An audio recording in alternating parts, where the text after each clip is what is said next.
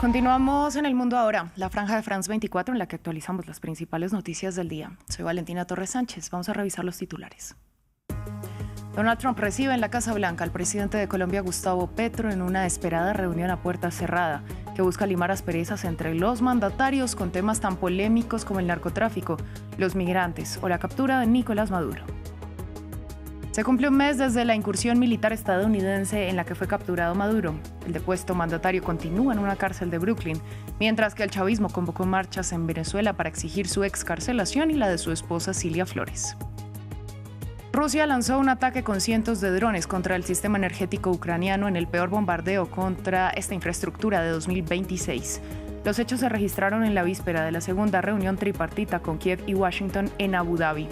A su vez, el presidente Volodymyr Zelensky aseguró que está preparado para aceptar propuestas de desescalada.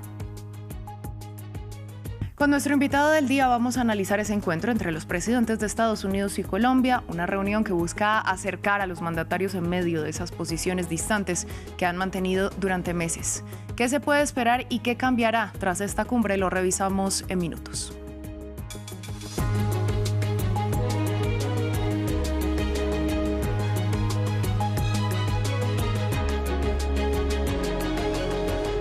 Comenzamos en la Casa Blanca porque Donald Trump recibe a esta hora a su homólogo colombiano Gustavo Petro en una reunión que genera expectativa, pero que se produce a puerta cerrada en medio de los esfuerzos de negociación y de relajar las tensiones entre ambos mandatarios, que han enfrentado posturas en temas tan variados como la captura de Nicolás Maduro, los migrantes y sobre todo el narcotráfico. En la cita, que tiene como epicentro la oficina Oval, participan el vicepresidente J.D. Vance y el secretario de Estado Marco Rubio. Las primeras imágenes del encuentro fueron compartidas por la presidencia de Colombia. Esta reunión llega tras múltiples desavenencias desde el regreso de Donald Trump a la Casa Blanca y una serie de agresiones verbales entre los dos mandatarios. El punto central de los diálogos estaría en la cooperación entre Estados Unidos y Colombia con respecto al tráfico de drogas. Pero ¿cómo han transcurrido las relaciones entre Washington y Bogotá en esta materia? Diego Bassani nos lo cuenta en el siguiente informe. Washington y Bogotá llevan colaborando activamente en materia de defensa e inteligencia desde el inicio del siglo. En el 2000, los presidentes Andrés Pastrana y Bill Clinton firmaron el denominado Plan Colombia, una estrategia que tenía el objetivo de frenar el tráfico de narcóticos y que supuso inversiones por $9.600 millones por parte de Estados Unidos durante 15 años, según cifras del Departamento Nacional de Planeación de Colombia. Primero, que el Plan Colombia es un plan para combatir el narcotráfico. Es un plan que está dedicado fundamentalmente a acabar y a combatir ese enemigo común, reitero, que es el narcotráfico. Y es bueno aclarar que el 75% del Plan Colombia, 75%, va a inversión social. Un convenio que se profundizó durante los 8 años de mandato de Álvaro Uribe Vélez, quien llevó a cabo una gran ofensiva militar en contra de los grupos guerrilleros, enmarcada en su denominado Plan de Seguridad Democrática. Aquí lo que hay que hablar claramente es que en Colombia hay una determinación popular y gubernamental de acabar el terrorismo. No hay aguas tibias frente a eso. Hay que devolverle al pueblo colombiano la posibilidad de vivir en paz. Hay toda la determinación y la ayuda de los Estados Unidos es muy importante. Posteriormente, un cambio de perspectiva se llevó a cabo cuando el presidente Juan Manuel Santos firmó un acuerdo de paz con la guerrilla FARC-EP, un pacto que implicó el redireccionamiento de buena parte de los recursos enviados por Washington. Y así como Estados Unidos ha sido el socio de Colombia en tiempos de guerra, le indiqué al presidente Santos, seremos su socio en la construcción de la paz. Así que hoy estoy orgulloso de anunciar un nuevo marco para el próximo capítulo de nuestra asociación y lo vamos a llamar Paz Colombia. Peace Colombia, Paz Colombia. Sin embargo, según las mediciones de entidades internacionales, a lo largo de la última década se ha presentado un crecimiento significativo de los cultivos de coca en Colombia, un hecho que, sumado a la perspectiva de priorizar la sustitución voluntaria de cultivos por encima de la aspersión aérea del gobierno de Gustavo Petro y de las críticas del mandatario colombiano contra las operaciones de las tropas de Washington en el Caribe, derivó en la decisión de la administración de Donald Trump de desertificar a Colombia como país que lucha contra las drogas. En México, la presidenta Claudia Sheinbaum reiteró su disposición para mediar entre Cuba y Estados Unidos. En su conferencia de prensa matutina, la mandataria informó además que enviará un cargamento humanitario a la isla cuyo contenido será de conocimiento público. Recordemos que el presidente Donald Trump amenazó con aranceles a todo país que envíe petróleo a La Habana. Nuestro objetivo es enviarlo esta semana, vamos a ver si es posible. Obviamente tenemos que conocer por parte de ellos también sus necesidades, ¿no? Porque no es nada más lo que México se le ocurra enviar, sino pues cuáles son las necesidades para poderlo enviar. Entonces, va a ser muy transparente y lo vamos a informar adecuadamente. Venezuela y Estados Unidos continúan trabajando para reanudar gradualmente las relaciones bilaterales mientras se cumple un mes desde la operación militar estadounidense que dio como resultado la captura y extracción del depuesto presidente venezolano Nicolás Maduro. Él y su esposa están detenidos en Nueva York, donde enfrentan cargos de narcotráfico. En Venezuela, el gobierno encargado pide la liberación de Maduro y hoy el chavismo convocó marchas para llamar a la excarcelación del depuesto mandatario. ¿Cómo ha vivido Venezuela este primer mes sin Maduro? Los detalles los tiene Samuel Salgado Castro. Hace un mes, el 3 de enero, Caracas estaba siendo bombardeada por Estados Unidos. Una operación militar ordenada por Donald Trump cambió el rumbo de Venezuela. Nicolás Maduro, el presidente que gobernó durante más de una década, fue capturado y extraído a Estados Unidos. Hoy el país vive un primer mes de transición política o incertidumbre. Delcy Rodríguez, antigua vicepresidenta de Maduro, ejerce como presidenta encargada del país. Ha intentado proyectar la continuidad institucional del chavismo mientras negocia en la sombra con Washington. Una de las cartas de negociación, el petróleo. Venezuela es el país con las mayores reservas del llamado oro negro. El gobierno de Delcy Rodríguez abrió la puerta a mayor inversión extranjera en la estatal petrolera PDVSA y flexibilizó condiciones para reactivar la producción y las exportaciones, en un claro guiño a Estados Unidos. En lo político, el gesto más simbólico del mes fue una amnistía general para los detenidos por razones políticas desde el inicio de la era de Hugo Chávez en 1999. Opositores, activistas y militares disidentes abandonaron cárceles como el Helicoide. El desmantelamiento parcial de esta prisión, considerada por Human Rights Watch como el mayor centro de tortura de América Latina, marcó para muchos el primer reconocimiento oficial del cierre de un ciclo de persecución política. Finalmente, el restablecimiento de relaciones diplomáticas entre Estados Unidos y Venezuela avanza a pasos firmes. La presidenta encargada Delcy Rodríguez se reunió el lunes con la enviada estadounidense Laura Dogu y anunció a su nuevo representante diplomático en Washington, Félix Plasencia.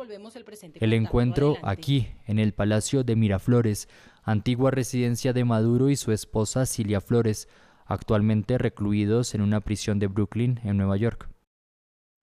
Hablamos ahora de la guerra en Ucrania porque Rusia perpetró el peor ataque contra la infraestructura energética ucraniana este martes con cientos de drones. El bombardeo dejó al menos el 60% de Kharkiv sin electricidad, solo 2 días después de que terminara esa tregua solicitada por Estados Unidos para proteger la red eléctrica ucraniana. Los ataques se dan solo un día antes del segundo encuentro a 3 bandas entre Rusia, Ucrania y Estados Unidos, buscando salidas a la guerra. Más temprano, el presidente Volodymyr Zelensky indicó que está dispuesto a acoger propuestas de desescalada que resulten de la reunión del miércoles en Abu Dhabi. Ampliamos a continuación. En el cielo ucraniano, nuevos proyectiles rusos. Poco después de la medianoche, 450 drones y 70 misiles cayeron en diferentes puntos del país, según las autoridades, especialmente sobre la capital, Kiev. Un dron Shahed impactó. La explosión fue muy poderosa, me arrojó al suelo. Todas las ventanas de mi apartamento fueron destrozadas. Vi llamas y luego las ventanas explotaron. Afortunadamente mi ventana resistió, pero todas las de mis vecinos fueron completamente destruidas. Fue muy aterrador. Casi no queda ningún edificio aquí. Todo está destruido. Además de los edificios residenciales, también se vieron afectadas infraestructuras energéticas en un momento en que las temperaturas rondan los menos 20 grados centígrados. Una ronda de embates condenada por el gobierno Zelensky. Aprovechar los días más fríos del invierno para aterrorizar a la gente es más importante para Rusia que recurrir a la diplomacia. Y esto demuestra claramente lo que necesitamos de nuestros socios y cómo podemos ayudar. La entrega oportuna de misiles para los sistemas de defensa aérea y la protección de la vida normal son nuestra prioridad. Los ataques se produjeron tras un breve periodo de calma, durante el cual Rusia se había comprometido a no atacar Kiev ni las infraestructuras energéticas ucranianas, lo que ha provocado críticas por parte del secretario de la OTAN, Mark Rutte, quien acusó al Kremlin de no querer la paz. El miércoles se celebrarán nuevas conversaciones directas entre Kiev, Moscú y Washington en Abu Dhabi, con la presencia del enviado de la Casa Blanca, Steve Witkoff. En Francia, la Fiscalía presentó sus alegatos en el juicio contra Marine Le Pen por el caso de malversación de fondos europeos en el que la política de extrema derecha ya fue condenada en primera instancia. Los fiscales pidieron una condena a 5 años de inhabilidad, pero sin ejecución inmediata. También solicitaron 4 años de prisión, pero de cumplimiento con un brazalete electrónico y 100.000 euros de multa. El proceso continúa ahora ante 2 cortes más. Los 3 millones de archivos de Jeffrey Epstein que recientemente se hicieron públicos están causando conmoción en Estados Unidos, pero también en varios países europeos, tras revelar los nombres de las personas relacionadas con el delincuente sexual. A continuación, analizamos algunos de los casos de personas francesas que aparecen en los documentos, aunque el hecho de que se mencione a alguien no implica ni prueba que haya cometido algún delito. Las consecuencias al nombre de los implicados no se han hecho esperar. El videoclip es breve, solo dura 3 segundos, forma parte de los archivos Epstein y muestra al delincuente sexual condenado mientras Jack Lang le enseña el Louvre. El exministro de Cultura de 86 años conocía a Epstein desde hacía años y utilizaba su automóvil y su avión. Lang declaró a los medios franceses que lo había conocido a través de Woody Allen y que habría cortado todo contacto con él de haber sabido que estaba en el centro de una red criminal. Pero los vínculos de la familia Lang con Epstein van más allá de un simple conocimiento. El sitio web de investigación francés Mediapart reveló que Epstein abrió una cuenta extranjera en las Islas Vírgenes en 2016. Y la mitad de las acciones eran propiedad de Caroline Lang, la hija del exministro. Su nombre también figuraba en el testamento de Epstein, firmado 2 días antes de su muerte en prisión. Le prometió $5 millones. Caroline Lang respondió al sitio web de investigación diciendo que la cuenta offshore estaba destinada a inversiones en arte, pero que Epstein nunca le pagó ni invirtió financieramente en ella. Y no solo aparecen los nombres de los Lang en los archivos, hay referencias a Jean-Luc Brunel, el cazatalentos que se suicidó en 2022 en su celda, mientras esperaba el juicio por violación de menores. Sus presuntas víctimas están reclamando una indemnización a la herencia de Brunel. Y luego está Frédéric Chasselin. En un correo electrónico, el director de la orquesta francesa le escribió a Epstein: He encontrado una chica formidable para tu próxima estancia en París. Estudiante de filosofía, 21 años. Se parece un poco a la actual esposa de Roman Polanski. Chasselin respondió a los medios franceses diciendo que sus palabras se habían sacado de contexto. Rechazo formalmente estas insinuaciones, que no se corresponden ni con los hechos, ni con la cronología, ni con los propios documentos. No puedo reprocharme absolutamente nada. Chasselin dijo que le había pedido que buscara una intérprete. Sin embargo, el correo electrónico enviado en 2013 llegó 5 años después de que Epstein fuera condenado y registrado como delincuente sexual por abusar de menores. Nosotros vamos a continuar. El presidente del gobierno español, Pedro Sánchez, afirmó que su ejecutivo prohibirá el acceso a las redes sociales a los menores de 16 años. La medida vendrá con un paquete de regulaciones por el cual los directivos podrían estar obligados a responder penalmente por el contenido que se muestre en las plataformas. De esta manera, España se suma a la misma decisión de varios países como Australia o Francia. Albert Naya con el informe. Un mensaje claro a la ciudadanía y el inicio de una batalla que busca cortar cualquier vínculo de los más jóvenes con una de las mayores ventanas que hay en Internet. España prohibirá el acceso a las redes sociales a los menores de 16 años. Las plataformas deberán implementar sistemas efectivos de verificación de edad, no solo casillas de verificación, sino barreras reales que funcionen. Las razones, a continuación. Un espacio de adicción, abuso, pornografía, manipulación y violencia. Ya no lo aceptaremos. Mi gobierno colaborará con la Fiscalía para investigar y perseguir las infracciones cometidas por Grok, TikTok e Instagram. España, dijo el presidente del gobierno español, unió fuerzas con otros países europeos para aplicar una regulación estricta y, en caso de incumplimiento, exigirá responsabilidades de calibre penal a los directivos de las plataformas. En las calles, la noticia no parecía tener un rechazo contundente. A ver, a mí las prohibiciones en general me gustan poco, pero entiendo que esa medida es necesaria porque creo que chavales menores de 16 años todavía no tienen capacidad de gestionar una puerta tan grande como son las redes. Como no sabemos usarlo, la parte negativa, entiendo que mejor que sigan cerradas las redes sociales según a qué edades. Definido por Sánchez como el salvaje oeste digital, España se suma a países como Australia, Reino Unido o Francia para aplicar restricciones a unas plataformas que operan en gran medida desde Estados Unidos y China. Cerramos con el anuncio de la NASA, que informó este martes que aplaza hasta marzo el lanzamiento de la misión tripulada Artemis II, que estaba previsto para este fin de semana. La agencia espacial indica que detectaron una fuga de combustible durante los ensayos de carga de hidrógeno líquido. Por tanto, los astronautas salen de la cuarentena en la que habían entrado el pasado 21 de enero para garantizar sus condiciones de salud. Continuamos con nuestro invitado del día. Hay expectativa por los resultados del encuentro entre Donald Trump y Gustavo Petro en la Casa Blanca. Los dos mandatarios tienen posturas contrarias en temas tan polémicos como la migración, la lucha de Colombia contra el narcotráfico o la captura de Nicolás Maduro. Para analizar el contexto y lo que puede resultar de esta reunión, conectamos con Felipe Cifuentes. Él es director de la carrera de Relaciones Internacionales de la Universidad Javeriana y doctor en Historia. Yo le doy la bienvenida a France 24.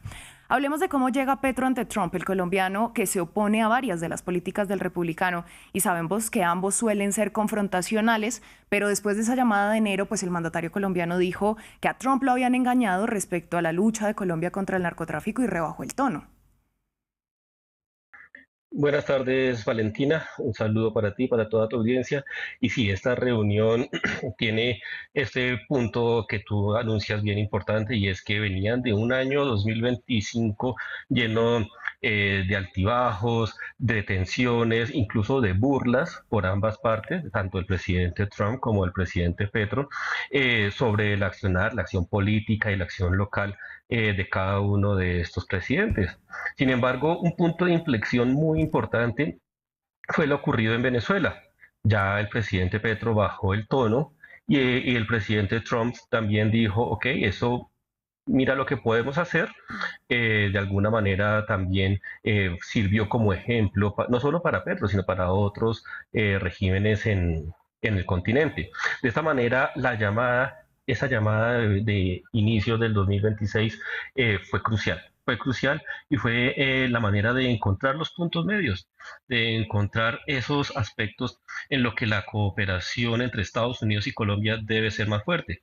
Para Petro y para Trump, el tema del narcotráfico es un punto claro, un punto clave en las relaciones entre ambos países, y Petro dice que el presidente Trump y en general todos fueron informados de manera errónea, pues debido a los informes de la ONU revelados en septiembre, en octubre del año pasado, en el que decía Petro que esos informes estaban inflados, que la producción de cocaína y los cultivos ilícitos en Colombia no eran tantos como decían las Naciones Unidas, pero de todas formas sí se ve un aumento que el presidente Trump y el presidente Petro seguramente en estos momentos deben estar hablando al respecto. ¿Qué se espera, por profundizar, qué se espera que resalte Gustavo Petro durante esta visita de su gestión? Sabemos, por ejemplo, que solo hasta septiembre de 2026 se va a revisar esa desertificación de Colombia como país que lucha contra el narcotráfico, y esto va a ser cuando Petro ya esté fuera del gobierno. Esa es una pregunta bien interesante, sobre todo por lo que dices. A Petro en agosto ya se le acaba su mandato y él tiene que mostrar resultados lo más pronto posible, pues por su propia figura, pero también por no dejar al país en una situación pues lastimera, y que pueda de alguna manera dejar a la derecha, al proyecto político contrario de Petro, abiertas las puertas para un nuevo gobierno. En ese sentido, Petro, lo primero que pienso debe estar mostrando son lo que él piensa son las cifras reales de los cultivos ilícitos, cómo se están haciendo las sustituciones, y de alguna manera es un punto importante porque Trump entiende que el glifosato debería ser uno de los puntos más importantes para esta erradicación. Sin embargo, Petro tiene otra postura, otra posición epistémica, y ahí es bien interesante.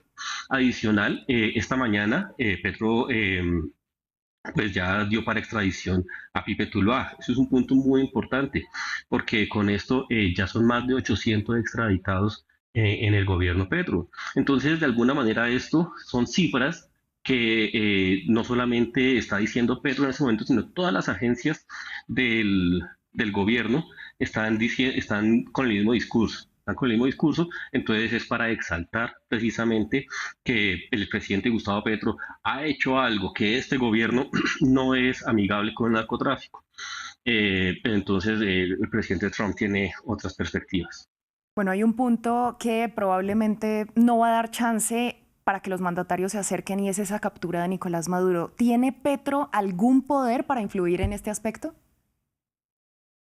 Difícilmente lo va a tener. O sea, si bien es cierto, Petro en las redes sociales exigió la liberación de Maduro y de su esposa, ya en el campo de la práctica es muy difícil que esto se vaya a devolver, principalmente porque ya está en el sistema judicial estadounidense. Y ese sistema judicial, pues ya más allá de las formas como llegó Maduro a la corte, pues ya está dentro. Y de alguna manera Venezuela es un punto importante en la discusión más allá de Maduro, porque es que viene una reconstrucción. Y yo pienso más bien que Petro quisiera hacer parte de esa reconstrucción política, económica, social, incluso cultural de Venezuela, porque de alguna manera Petro entiende a todo este pueblo venezolano como un pueblo hermano, pues basado en sus ideas bolivarianas precisamente. Entonces, de alguna manera, eso va a ser un punto central en la conversación, pero va más allá de Maduro, va más allá del régimen que se va a imponer allí y va más en cuanto a la reconstrucción y el rol que puede jugar Colombia. Y eso puede ser un punto de encuentro muy importante en esta reunión. Si vemos ahora la posición de Donald Trump, que suele intimidar a quienes se le oponen, ya sea con aranceles o con otras medidas, ¿qué podemos esperar? Es decir, ¿qué tan cercano puede llegar a ser? Bueno, aquí es interesante porque, primero que todo, el tipo de la reunión que están sosteniendo el presidente Trump, presidente Petro en este momento, es una reunión que no tiene presencia de la prensa. Eso es un punto importante, ya que no le puede ocurrir lo mismo que le ocurrió a Zelensky o al primer ministro canadiense u otros líderes que van allí y de alguna manera sufren de alguna bravuconada en directo del presidente Trump o de J.D. Vance o del mismo Marco Rubio. Digamos que esto en lo inmediato. Un poco separándonos en el tiempo, va a ser muy difícil que Estados Unidos le imponga este tipo de tarifas, ya que primero pues tenemos un TLC activo y la diplomacia colombiana está demostrando que es hábil, que sabe sentarse con las personas indicadas en Washington y además de todo esto, de alguna forma, el presidente Petro le está dando algunos elementos, digamos, ¿cómo lo podemos decir? Algún contentillo al presidente Trump en sus diferentes escalas, y esto de alguna forma va teniendo a Trump tranquilo. Lo primero y lo más importante es que Petro haya bajado el tono, y eso lo reconoció hoy mismo precisamente el presidente Trump en redes sociales. Entonces, de alguna forma, lo que yo puedo analizar es que no le conviene a Estados Unidos poder imponer estos aranceles y sobre todo acercándose de los midterms que resultan muy importantes, sobre todo para los republicanos que se ven bastante debilitados. Pero si hablamos también de materia electoral, sabemos que Colombia está en año electoral. En términos prácticos, ¿qué tanto puede cambiar tras este encuentro para Colombia? Pues Petro puede salir muy fortalecido o muy debilitado. Aquí los opositores de Petro están mostrando el discurso como aminorando un poco esta reunión, que no tiene el protocolo, que no está siendo tratado como un jefe de Estado, etcétera. Y mientras el ala que está apoyando al presidente Petro lo exalta y ve como este presidente está siendo un líder mundial y está siendo escuchado pues en el mundo. Entonces, los resultados de esta reunión pueden mostrar efectivamente cómo Petro podría más bien seguir ese modelo económico político que está proponiendo para el país, si sale fortalecido, y si no, difícilmente pueda llegar a tener, sobre todo porque Estados Unidos de alguna manera puede llegar a tener la maquinaria o las formas para poder influir de manera directa o indirecta en las elecciones que se nos avecinan en este año. Pues ya lo ha demostrado en lo que ocurrió en Centroamérica, pero también en Argentina, y bueno, también hay otros ejemplos a lo largo de la historia. Este es el primer contacto que tienen cara a cara Petro y Trump después de esa llamada que calmó la tensión entre los mandatarios en enero. ¿Nos demuestra que la diplomacia tradicional está por encima de estos choques tan diversos en redes sociales? Y es que, digamos que estos dos presidentes tienen una personalidad muy similar y se apoyan mucho en las redes sociales para expresarse. Tanto Trump como Petro pasan mucho tiempo en sus redes sociales escribiendo mensajes de apoyo o en oposición directa y en tiempo real a las diferentes políticas o a los diferentes acontecimientos que van ocurriendo en sus diferentes países y en el mundo.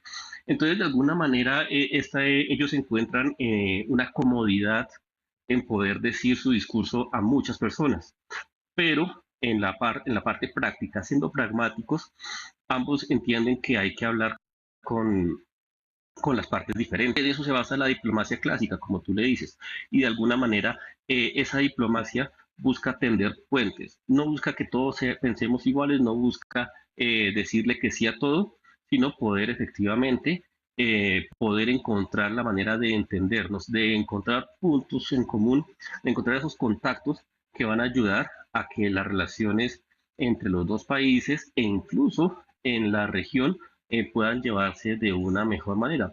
Pienso que este es una oportunidad muy importante para Trump de mostrarse como un líder distinto a lo que está haciendo, mostrado como un bravucón, etcétera, ante la región, y de Petro también como una oportunidad muy importante para mostrarse como un líder regional que promueve la unión latinoamericana, como él ha sido un ferviente defensor de este principio. Pues Felipe, muchas gracias por su análisis y por compartirlo con nosotros en France 24. Muchas gracias, Valentina. Creo que estoy bien. A ustedes, muchas gracias por su sintonía. Breve pausa y volvemos.